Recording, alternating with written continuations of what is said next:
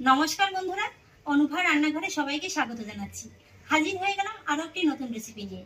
বন্ধুরা, আপনারা তো নানান রকম ভাবে পটলের রেসিপি তৈরি করে খেয়েছেন, তবে আজকে আমি যেভাবে তৈরি করে দেখাবো এইভাবে কিন্তু আপনারা লাঞ্চ কিংবা ডিনার সবকিছুর সঙ্গে খেতে পারেন।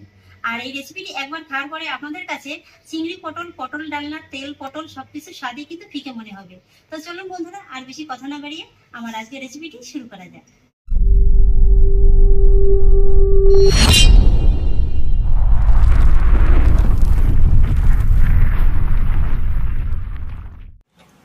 বন্ধুরা, আজকের এই রেসিপিটির জন্য আমি এখানে 400 গ্রাম পটল নিয়েছি।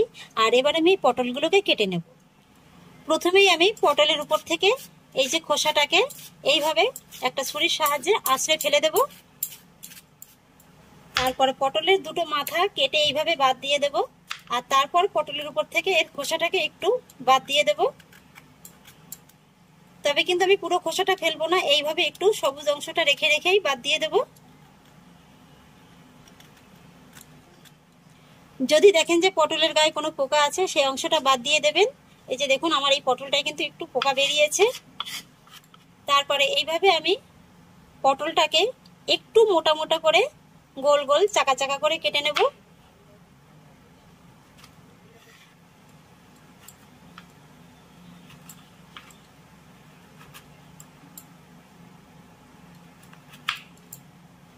এই যে দেখুন বন্ধুরা, আমি কিন্তু একটু মোটা মোটা করে কেটে নিয়েছি।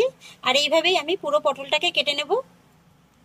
পুরো পটলটাকে কেটে নিয়েছি। আর এবার আমি পটলগুলোকে একটি জায়গায় নিয়ে খুব ভালো করে ধুয়ে নেব। পটলগুলো আমি ভালো করে ধুয়ে পরিষ্কার করে নিয়েছি। আর এবার আমি প্যানে দিয়ে দিচ্ছি 3 টেবিল চামচ মতো সাদা তেল। আর তেলটা যখন খুব ভালোভাবে গরম হয়ে যাবে, তখনই আমি এই তেলের ভিতরে দিয়ে দেব কেটে ধুয়ে রাখা পটলগুলো। আর পটলগুলো ভেজে নেওয়ার জন্য আমি দিয়ে দেব সামান্য একটু হলুদ গুঁড়ো আর লবণ।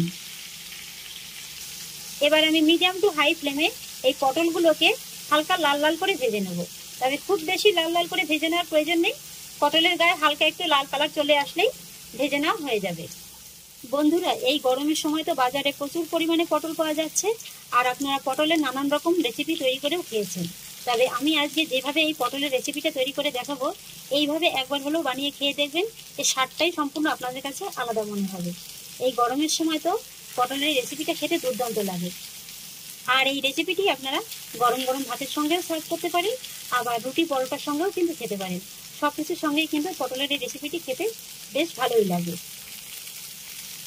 কথা বলতে বলতে পটলগুলো দেখুন আমি হালকা লাল করে ভেজে নিয়েছি। এর থেকে আর বেশি ভেজে নেওয়ার প্রয়োজন নেই। এবার আমি পটলগুলো অন্য একটি পাত্রে নামিয়ে নেব।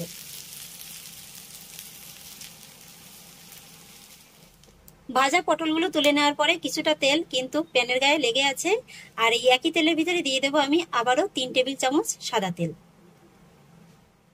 আর তারপরে এই তেলের ভিতরে দিয়ে দেবো হাফ টিস্পুন গোটা জিরে,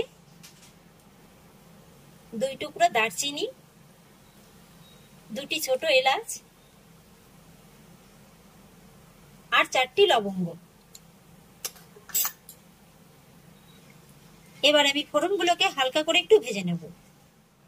ফোড়নগুলো আমি হালকা করে একটু ভেজে নিয়েছি আর সুন্দর একটা মিষ্টি গন্ধ বেরিয়েছে। আর ঠিক এই পর্যায়ে আমি এর ভিতরে দিয়ে দেব ছোট সাইজের 2টো কাঁচা লঙ্কা কুচি আর 1 চা চামচ গ্রেট করা আদা। আপনারা এখানে কাঁচা লঙ্কা আর আদাটাকে একটু শিলনোড়াতে বেটেও দিতে পারেন। এবার আমি লঙ্কা আর আদাটাকে এই ফোড়নের সঙ্গে কয়েক সেকেন্ডের মতো একটু ভেজে নেব। লঙ্কা আর আদাটাকে কয়েক সেকেন্ড একটু ভেজে নেওয়ার পরে যখনই দেখবেন যে আদার কাঁচা গন্ধটা চলে গেছে, ঠিক সেই সময় এর ভিতরে দিয়ে দিতে হবে মিডিয়াম সাইজের 2টো পাকা টমেটো কুচি। টমেটো কুচিটা দিয়ে দেওয়ার পরে আমি দিয়ে দেবো সামান্য একটু লবণ। এতে করে টমেটোটা খুব তাড়াতাড়ি নরম হয়ে যাবে। আর এবার আমি এই টমেটোটাকে এই ফোড়ন, আদা, কাঁচা লঙ্কার সঙ্গে 1 থেকে 2 মিনিটের মতো একটু ভেজে নেব। টমেটোটা হালকা একটু ভেজে নেওয়ার পরে যখনই এরকম খুব সুন্দরভাবে নরম হয়ে যাবে, তখনই আমি এর ভিতরে অ্যাড করব সামান্য একটু জল। এতে করে মশলাটা পুড়ে যাওয়ার কোনো ভয় থাকবে না। আর তারপর আমি একে একে কিছুটা গুঁড়ো মশলার উপকরণ অ্যাড করব। প্রথমেই দিয়ে দিচ্ছি হাফ চা চামচের একটু কম হলুদ গুঁড়ো, আর দিয়ে দিচ্ছি হাফ চা চামচের একটু কম লাল লঙ্কার গুঁড়ো, সেই সঙ্গে দিয়ে দিচ্ছি হাফ চা চামচ কাশ্মীরি লঙ্কার গুঁড়ো, আর দিয়ে দেবো 1 চা চামচ জিরে গুঁড়ো আর হাফ চা চামচ ধনে গুঁড়ো। এবার আমি এই সমস্ত মশলাগুলোকে এই টমেটো, আদা, কাঁচা লঙ্কার সঙ্গে ভালো করে একবার কষিয়ে নেব। আমি মশলাটাকে খুব সুন্দর করে কষিয়ে নিয়েছি আর তেলটা দেখুন খুব সুন্দর করে কিন্তু উপরে রিলিজ হয়ে গেছে, আপনারা নিশ্চয়ই দেখে বুঝতে পারছেন। আর এবার আমি এর ভিতরে অ্যাড করব হাফ চা চামচের একটু কম গরম মশলা গুঁড়ো আর 1 চা চামচ চিনি। আমি আজকে এই রান্নাটা সম্পূর্ণ নিরামিষভাবে করছি, তাই একটু চিনির ব্যবহার করলাম।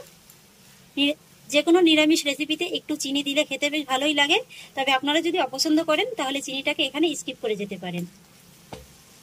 এবার ফাইনালি মশলাটা আমার খুব ভালো করে কষানো হয়ে গেছে। আর এবার দেখুন আমি এখানে নিয়েছি কিছুটা পরিমাণে ছানা। এখানে আমি 1 কিলো দুধের ছানাটা কাটিয়ে নিয়েছি। আর ছানাটা কাটিয়ে নেওয়ার পরে খুব ভালো করে ধুয়ে কিন্তু আমি একটা ছাঁকনির পরে রেখে জলটাকে খুব ভালো করে ঝরিয়ে নিয়েছি।